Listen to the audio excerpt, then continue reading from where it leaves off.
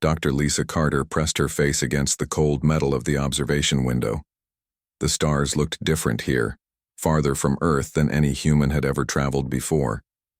She had been on the research ship UES Discovery for 6 months now, studying alien life forms that most people only heard about in scary stories. The ship shook suddenly. Red lights flashed everywhere. Lisa grabbed the wall to keep from falling. "All hands to stations."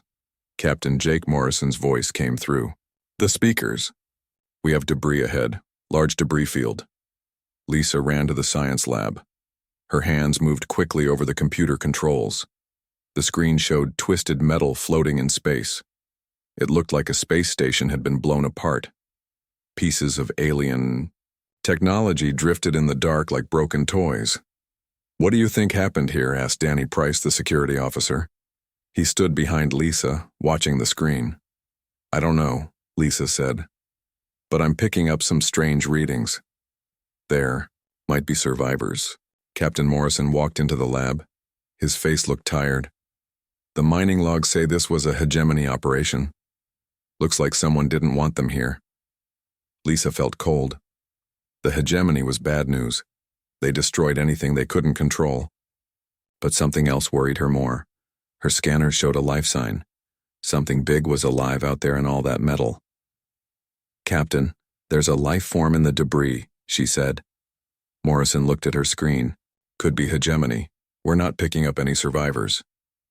"It's not moving much. I think it's hurt." "Leave it. We don't know what's out there.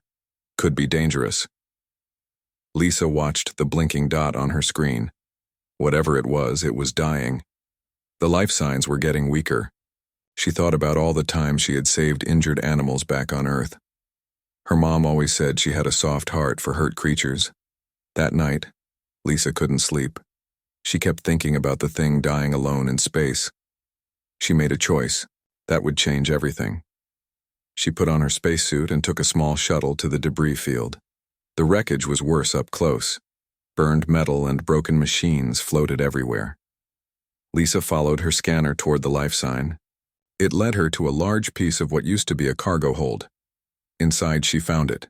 The creature was huge. At least 12 feet long, with 6 limbs and dark skin that seemed to change colors. Parts of its body glowed with a soft blue light. But the glow was dim now. 3 of its limbs were badly burned. 1 was completely gone. Lisa had never seen anything like it, but she knew what it was. The shape, the size, the way its skin moved. This was a Vorthak. The most feared hunter in the galaxy. Stories said they could destroy entire star systems. They ate other thinking beings. They were nightmares made real. But this one wasn't scary now. It was dying. Lisa floated closer. The creature's eyes opened. They were large and dark, like deep water. It looked at her but didn't move. Maybe it was too weak. Maybe it knew she was there to help. "Easy," Lisa whispered, even though it probably couldn't hear her through her helmet. "I'm not going to hurt you." She checked its wounds. The burns were bad, but not beyond healing. The missing limb had been cut clean off. This creature had been in a fight and lost badly. Lisa made another choice. She couldn't leave it here to die.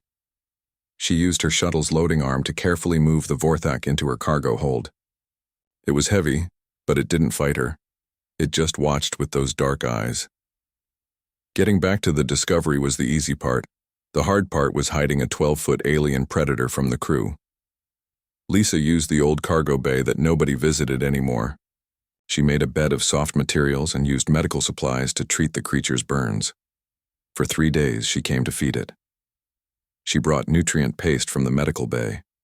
The Vorthak ate slowly, never trying to bite her. It seemed to understand that she was helping. On the 4th day, Danny Price followed her. "Lisa, what are you doing down here?" he asked as she opened the cargo bay door. She froze. There was no hiding it now. Danny walked past her and stopped. His mouth fell open. The Vorthak was sitting up. Its wounds looked better. The blue glow in its skin was brighter. When it saw Danny, it made a low sound, but it didn't attack. It looked at Lisa as if asking what to do. "Lisa," Danny said quietly, "that's a Vorthak." "I know." They're killers. They eat people. This one doesn't, Lisa said. She walked over to the creature and held out the nutrient paste. The Vorthak took it gently from her hand. I've been feeding him for days. He's never tried to hurt me. Danny watched as the huge predator ate from Lisa's hand like a pet. Its skin glowed a soft, warm color. It made quiet sounds that almost sounded like purring. The captain will throw you in the brig, Danny said. Then don't tell him. Danny looked at the Vorthak again. The creature was watching Lisa with what looked like gratitude. Its wounds were healing fast, much faster than human wounds would heal. What are you going to call it? Danny asked. Lisa smiled. Kai. His name is Kai. The Vorthak's skin flashed brighter when she said the name. It made that purring sound again. Lisa reached out slowly and touched its uninjured arm. The skin was warm and smooth. I think he likes it, she said. Danny shook his head, but didn't leave. He stayed and watched as Lisa continued to care for the galaxy's most feared predator. Neither of them knew that this moment would change the fate of both their species. Far away, hegemony ships were already moving toward human space. The HFY War was coming whether they were ready or not. 2 weeks passed. Lisa spent every free moment with Kai in the hidden cargo bay. She brought him food 3 times a day and watched as his wounds healed. The missing limb was even starting to grow back, which amazed her. No human could do that. Danny kept her secret. He even started helping. He brought extra food supplies and helped Lisa move medical equipment to the cargo bay. The security officer was still nervous around Kai, but he could see that the Vorthak was not the monster from the stories. Look at this, Lisa said one evening. She was showing Danny how Kai's skin changed colors. When I bring food, he glows blue-green. When he's resting, he turns darker. And watch this. Lisa made a soft clicking sound with her tongue. Kai's skin flashed bright white for a moment, then settled into a warm golden color. He made a low rumbling sound back at her. He's talking to you, Danny said, surprised. I think so. I've been keeping notes. Different colors mean different things. Sounds too. He's trying to communicate. Kai lifted one of his arms and touched a pattern on the wall with his claw. He made that rumbling sound again and looked at Lisa. What's he doing? Danny asked. Lisa studied the scratches Kai had made. They looked like symbols. I think he's trying to tell me something, about where he came from, maybe. She took out her tablet and showed Kai pictures of different star systems. When she showed him one particular system, his skin flashed red and orange. He made harsh, angry sounds. His claws dug into the floor. That's the system where we found you, Lisa said, softly. Something bad happened there. Kai nodded. Lisa was amazed. He understood her words, at least some of them. She showed him more pictures. Different alien species, different types of ships. When she showed him a picture of hegemony soldiers, Kai's whole body changed. His skin turned dark red. He made sounds that were almost like growling. The hegemony, Lisa said. They did this to you. Kai touched his healing wounds and nodded again. Then he did something that surprised both humans. He drew more symbols on the floor with his claw. This time he drew what looked like other Vorthaks. A whole group of them. Then he crossed them out one by one. Your family, Lisa whispered. The hegemony killed your family. Kai's skin turned the darkest color they had ever seen, but when Lisa reached out and touched his arm, he calmed down. The dark color faded to a sad blue-gray. I'm sorry, Lisa said. I'm so sorry. That night, Lisa couldn't sleep again. But this time, it wasn't worry keeping her awake. It was understanding. Everything she thought she knew about Vorthaks was wrong. They weren't mindless killers. They were intelligent beings with families and feelings. The hegemony had been lying about them. The next morning, Captain Morrison called a meeting. Lisa's stomach felt sick. Had someone seen her going to the cargo bay? We've received a distress signal, the captain said. The human colony on New Haven is in trouble. All communication stopped 3 days ago. We're the closest ship. Lisa felt relief. This wasn't about Kai. But then she felt new worry. New Haven was home to 50,000 people. If something had happened to them, how long to get there? Asked First Officer Kate Wilson. 4 days at full speed, Morrison said. I want everyone ready. This could be pirates, equipment failure, or worse. After the meeting, Lisa hurried to see Kai. She found him sitting up, looking stronger than ever. His missing limb had grown back almost completely. When he saw her, his skin glowed with happy colors. We're going to help some people, Lisa told him. Other humans like me. They're in trouble. Kai tilted his head, listening. Lisa showed him pictures of New Haven on her tablet. Families, children, homes. Kai's skin turned a gentle blue color. He made soft sounds. You understand, don't you? You know what it's like to lose people you care about. Lisa spent the next few days teaching Kai more human words. He learned fast. Soon he could understand simple sentences. He even started making sounds that were almost like human words. Family, he said one day, his voice deep and rough but clear. Family gone. Yes, Lisa said sadly, but you have new family now, me and Danny. We're your family now. Kai's skin flashed bright white, then settled into warm gold. He touched Lisa's arm gently with one claw. Family, he said again, but this time his voice was happy.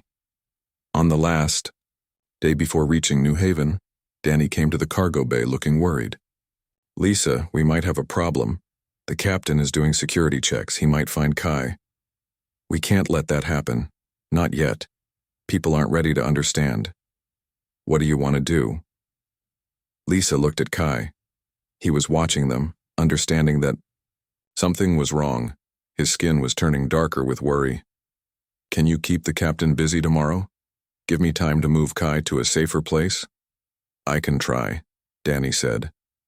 But Lisa, what happens when we reach New Haven? If there's real trouble, the captain will want to search the whole ship. Lisa didn't have an answer. She had been so focused on helping Kai heal that she hadn't thought about what would happen next. Now they were about to arrive at a colony in distress, and she was hiding the galaxy's most feared predator on a human ship. That night, Kai seemed to sense her worry. He made soft, comforting sounds, and his skin glowed with gentle colors. When Lisa finally fell asleep, she dreamed of New Haven. But in her dreams, the colony wasn't just in trouble from equipment failure or pirates. In her dreams, she saw hegemony, ships in the sky. The next morning, the Discovery dropped out of hyperspace near New Haven. What they found there made everyone's blood run cold. The planet's surface was covered in smoke. Burning cities dotted the landscape like dying stars, and, in orbit above the planet waiting for them, were 3 massive hegemony warships. Red alert, Captain Morrison shouted. All hands to battle stations. In the cargo bay, Kai's skin turned the color of fresh blood. He stood up, fully healed now, and made sounds Lisa had never heard before. They were not the gentle rumbles of conversation. They were the sounds of a predator preparing for war. The Discovery shook as enemy fire hit the shields. Lisa ran through the hallways trying to reach the cargo bay. She had to get to Kai before someone else found him. All crew to emergency stations. Captain Morrison's voice echoed through the ship. We are under attack by hegemony forces. Lisa reached the cargo bay just as the lights went out. Emergency power kicked in, filling the room with red light. Kai was standing in the center of the room, his skin flashing angry red and orange colors. He could feel the ship being attacked. Kai, you have to stay hidden, Lisa said, breathing hard. The crew isn't ready to see you yet. But Kai wasn't listening to her words. He was listening to something else. His head turned toward the ceiling and he made low warning sounds. Lisa realized he could hear things humans couldn't. Enemy ships coming, Kai said in his rough voice. Many soldiers, coming here. How do you know? Kai pointed to his head, then to his ears. Vorthak here different. Feel danger coming. The ship shook again, harder this time. Lisa heard Captain Morrison on the radio talking to the hegemony commander. This is Captain Morrison of the UES Discovery. We are a science vessel. We have no weapons. You are in restricted space, human, came the cold reply. You will surrender your ship and prepare to be boarded. Lisa felt her heart sink. The hegemony was going to board the ship. They would find Kai and then everything would be over. Lisa must hide, Kai said. He moved to the door and seemed to be listening again. Soldiers coming soon. They hurt Lisa. I not let them hurt Lisa. No, Kai. If they see you, they'll kill you. You have to stay hidden. Kai looked at her with his dark eyes. His skin changed to a soft gold color. The color Lisa had learned meant love and family. Lisa save Kai, he said slowly. Lisa bring food when Kai dying. Lisa make wounds better. Lisa give Kai new life. That's what friends do, Lisa said. More than friends, Kai said. In Vorthak way, when one save other from death, when one give food to hungry, we become pack. Lisa is pack sister now. Kai protect pack sister always. Lisa stared at him. She hadn't known about Vorthak culture. She had just been trying to help an injured creature. But somehow, by feeding him and caring for him, she had become his family. The ship stopped shaking. Lisa heard boots in the hallway. The hegemony soldiers were already aboard. Hide in the air vents, Lisa whispered. You can move through the ship without being seen. Kai nodded. He touched Lisa's face gently with one claw. Pack sister safe. Kai promise. Then he was gone, moving faster than anything that big should be able to move. Lisa heard a soft sound as he disappeared into the ventilation system. Minutes later, the cargo bay door exploded open. 6 hegemony soldiers marched in. They were tall, thin aliens with gray skin and cold blue eyes. Their leader looked around the room with suspicion. Search everything, he ordered. The sensors detected a large life form in this area. Lisa tried to look calm as they searched, but her hands were shaking. The soldiers were thorough. They found the medical supplies she had used to treat Kai. They found the extra food containers. What is this? The leader asked, holding up a container of nutrient paste. Medical supplies, Lisa said, for injured crew members.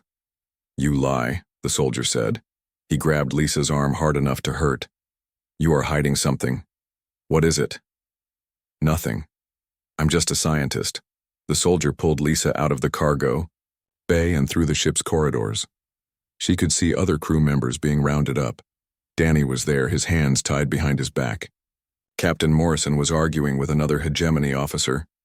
They brought Lisa to the bridge where a tall hegemony general was waiting. His uniform was covered in medals, and his eyes were the coldest blue Lisa had ever seen. I am General Vex. Corvain, he said. You will tell me what you know about the Vorthak. Lisa's blood went cold. I don't know what you're talking about. Do not lie to me, human. Our sensors detected Vorthak DNA signatures on your ship. You have been harboring one of the beasts. That's impossible. Everyone knows Vorthaks are dangerous. No human would. General Corvain hit her across the face.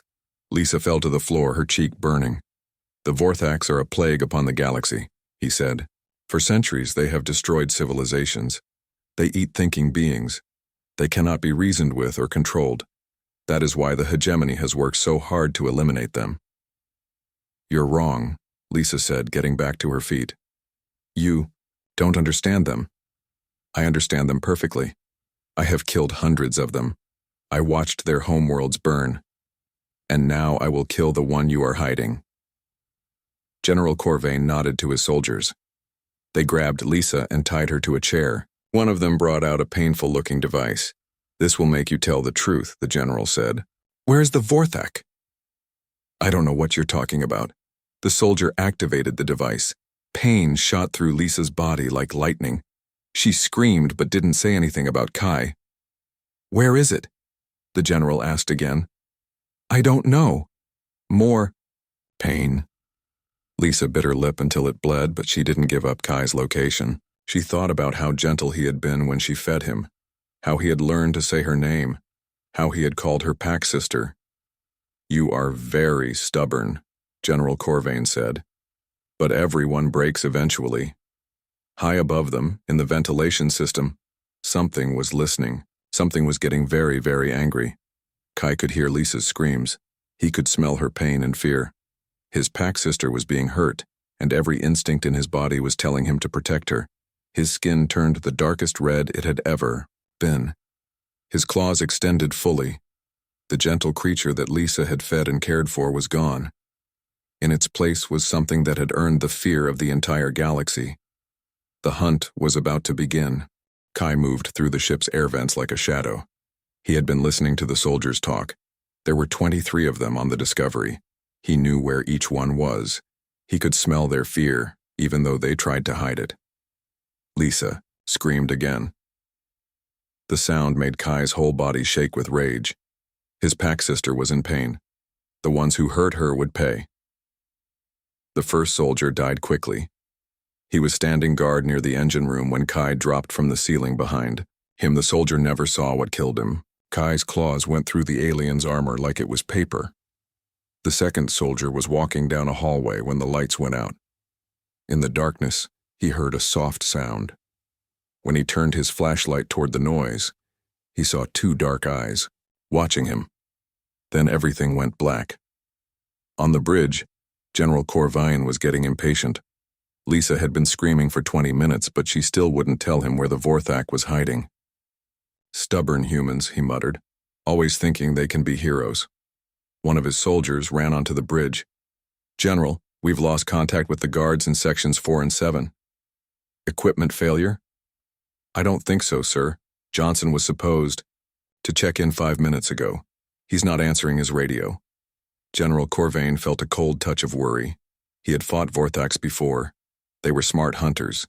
They didn't attack armies head-on. They picked off enemies one by one. Double the guards, he ordered, and get me a full scan of the ship. If there's a Vorthak on board, I want to know where it is. But their scanners couldn't find Kai. Vorthaks had evolved to be the perfect hunters. Their skin could change color to match their surroundings. They could move without making sound. They could even slow their heartbeat to avoid detection. 2 more soldiers disappeared. Then 3 more. The hegemony forces were getting scared. They had come here to capture a simple human science ship. They weren't prepared to fight a Vorthak. Sir, another soldier reported, we found Thompson in Section 5. He's been torn apart. General Corvine looked at Lisa. She was barely conscious from the pain, but there was something in her eyes. Not fear. Hope. You knew this would happen, he said. You knew it would come for you. Lisa smiled through her tears. You don't understand. Vorthaks at all. I understand them perfectly. They are killers. No, Lisa whispered. They are protectors. In the hallway outside the bridge, the last group of guards was getting nervous. They kept looking over their shoulders, expecting death to come from the shadows. Maybe we should just leave, one of them said. This isn't worth it. The general will kill us if we run, another replied. Better than letting that thing kill us. They didn't notice the air vent above them opening. They didn't see the dark shape that dropped down behind them. By the time they realized they were not alone, it was too late. Kai stood in the hallway, surrounded by the bodies of his enemies. His skin was the color of dried blood. His claws dripped with the proof of his kills. But his eyes were not wild, with madness. They were focused, intelligent. Every death had been precise and purposeful. He walked to the bridge door and pressed his claw against the control panel. The metal melted under his touch. Vorthaks could generate heat in their claws when they needed to. The door opened. General Corvine and his last 3 soldiers turned to face him. Impossible, the general whispered. You killed them all. Kai looked at Lisa tied to the chair. Her face was bruised, her clothes were torn, but she was alive. His pack sister was alive. Let her go, Kai said. His voice was calm, but there was death in every word. You can speak, General Corvine said, surprised. The report said you were just animals. You know nothing about Vorthaks, Kai replied. You kill first, ask questions never. We know enough. You are predators. You eat thinking beings. You destroy civilizations. Kai's skin flashed with anger. Lies. Hegemony lies. Vorthaks protect pack. Vorthax have families. Had families. Until you kill them all. You are monsters. No, Kai said, stepping closer. You are monsters. You kill children. You burn worlds. You make galaxy fear us so no one help us. Lisa watched as understanding dawned on General Corvain's face. The hegemony had been spreading lies about Vorthax for generations. They had made them seem like mindless beasts so that other species would help hunt them to extinction. The mining station, Lisa said weakly. It wasn't just mining, was it? You were using it to hunt Vorthax. General Corvain's silence was answer. Enough. You killed his family, Lisa continued. His whole pack. And you would have killed him too if I hadn't found him. Enough, the general shouted. He pulled out his weapon and pointed it at Lisa. I don't care what you are, beast. You will die today, and so will your human pet. Kai moved faster than the eye could follow. The general's weapon went flying across the room. His 3 soldiers tried to shoot, but Kai was already among them. In seconds, they were all on the floor. General Corvain backed against the wall, clutching his broken arm. Please, he whispered. I was just following orders. Kai looked at him with cold eyes. Same words your soldiers say when they kill Vorthax children. Same words you say when you burn our worlds. Kai, Lisa called weakly. Don't. Kai turned to look at his pack sister. She was hurt, but she was still trying to protect others, even the one who had tortured her. He hurt you, Kai said. Yes. But if you kill him, you become what they say you are. Show them what Vorthax really are. Kai looked at General Corvain for a long moment. Then he grabbed the general by his uniform and dragged him to the bridge controls. Call your ships, Kai ordered. Tell them to leave. They won't listen to me now, not after you killed my soldiers. Then you die with them. General Corvain's hands shook as he activated the communication system. This is General Corvain to Hegemony Fleet. Retreat immediately. The mission is compromised. Sir, we're not reading your soldiers' life signs. What's your status? The general looked at Kai, then at Lisa. Status is, we were wrong about the Vorthax. Stand down and retreat. There was a long pause. Then, understood, sir. Retreating now. As the Hegemony ships moved away from New Haven, Kai cut Lisa free from the chair. She fell into his arms, too weak to stand. Pack sister safe now, he said gently. His skin had changed from angry red to worried blue. Thank you, Lisa whispered. Thank you for saving me. Captain Morrison and the other crew members found them there. They stared in amazement at the huge alien holding their injured scientist, so carefully. This is the Vorthax? Captain Morrison asked Danny. His name is Kai, Danny replied, and he just saved all our lives. Lisa looked up at her captain. We need to get to New Haven. The colonists need help. What about him? Morrison asked, looking at Kai. He comes with us, Lisa said firmly. He's crew now. Kai's skin flashed bright gold. Family, pack, home. For the first time in his life, he belonged somewhere again. The Discovery flew toward New Haven as fast as its engines could push it. Lisa sat in the medical bay getting her wounds treated. Kai stood beside her, watching every person who came near. His skin stayed a protective orange color whenever strangers were around. He doesn't trust us yet, Captain Morrison said to Lisa. Can you blame him? Your people have been taught to fear his kind for generations. His people have been hunted to near extinction. Dr. Helen Ross, the ship's doctor, finished bandaging Lisa's arm. I've never seen healing like his, she said, quietly. When he brought you here, I could see cuts on his arms closing up while I watched. Vorthax heal fast, Lisa explained. It's how they survive being apex predators. But he's not hunting us, Dr. Ross said. He's protecting you. Lisa looked at Kai. He was watching the door, always alert for danger. He's protecting all of us now. We're his pack, the ship's communications officer called from the bridge. Captain, we're getting signals from New Haven. The colonists are alive, but they're trapped in underground shelters. The hegemony bombardment destroyed most of the surface cities. Captain Morrison hurried to the bridge. Lisa tried to follow, but Kai gently blocked her path. "Pack sister still hurt," he said. "Must rest." "I'm fine, Kai. The people down there need help." Kai's skin flashed worried blue. He had learned that Lisa would always try to help others, even when she was hurt herself. It was one of the things that made her special, but it also scared him. On the bridge, Captain Morrison was talking to the leader of the New Haven colony, Governor Peter Blake. "Governor, this is Captain Morrison. We're here to help." "What's your status?" "Captain, thank God you're here. We have 15,000 people in the emergency shelters, but we're running out of food and medical supplies. The hegemony ships destroyed everything before they left." "Why did they attack you?" "We don't know. They just started bombing. Said we were harboring dangerous aliens, but there are only humans here." Lisa and Kai arrived on the bridge. Several crew members stepped back when they saw the huge Vorthak, but Kai's skin stayed calm blue. He was learning to trust these humans. "Governor," Lisa said into the radio. "This is Dr. Carter. The hegemony wasn't looking for aliens on your planet. They were trying to flush out our ship. We had something they wanted to destroy." "What could be that important?" Lisa looked at Kai.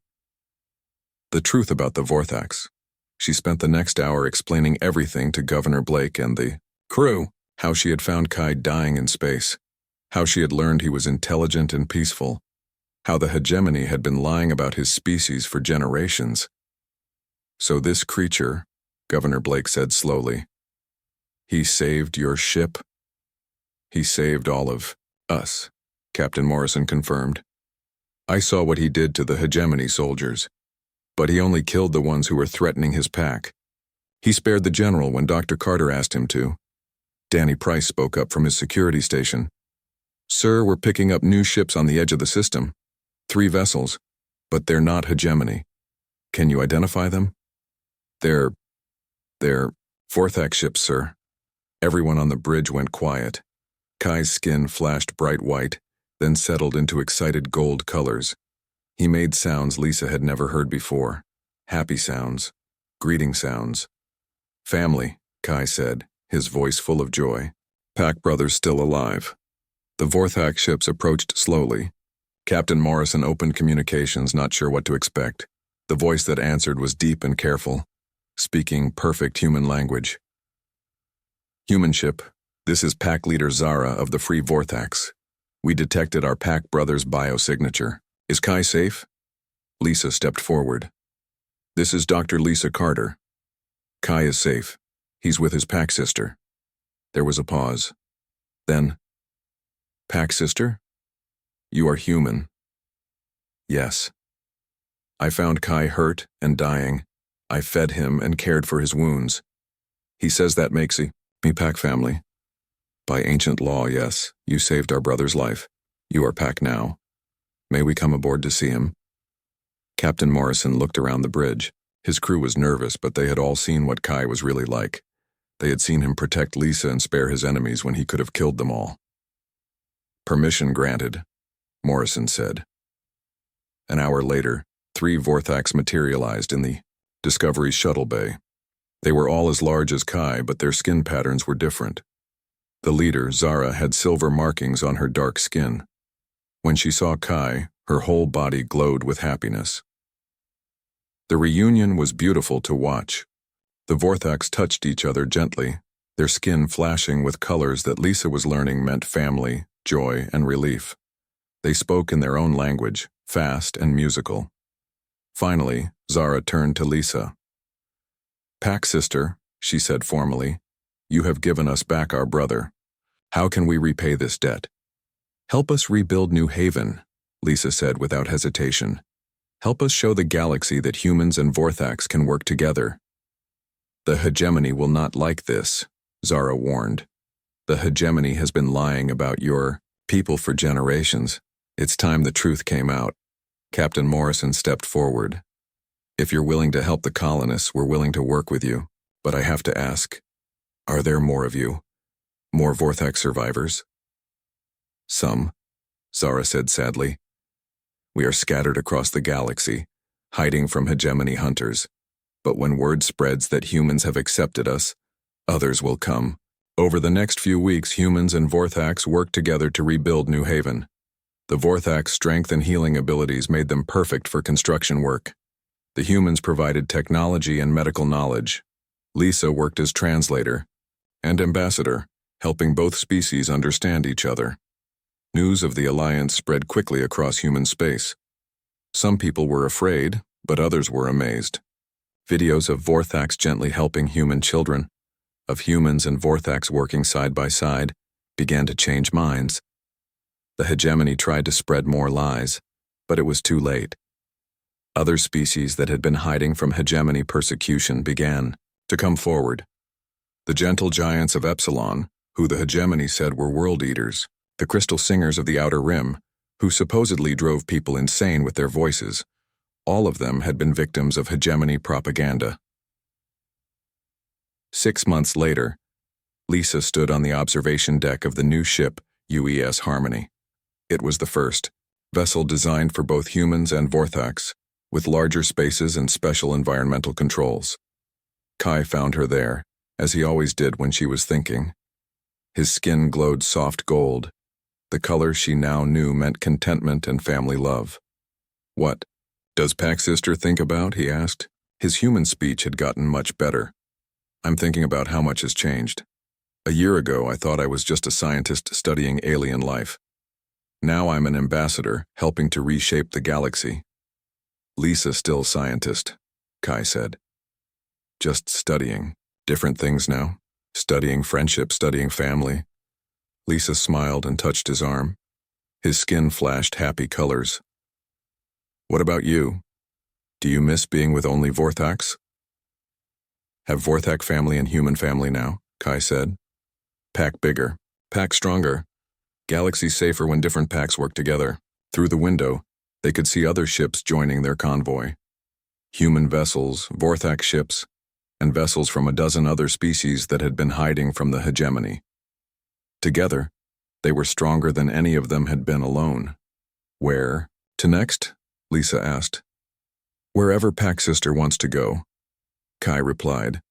"Kai follow anywhere." Lisa looked out at the stars.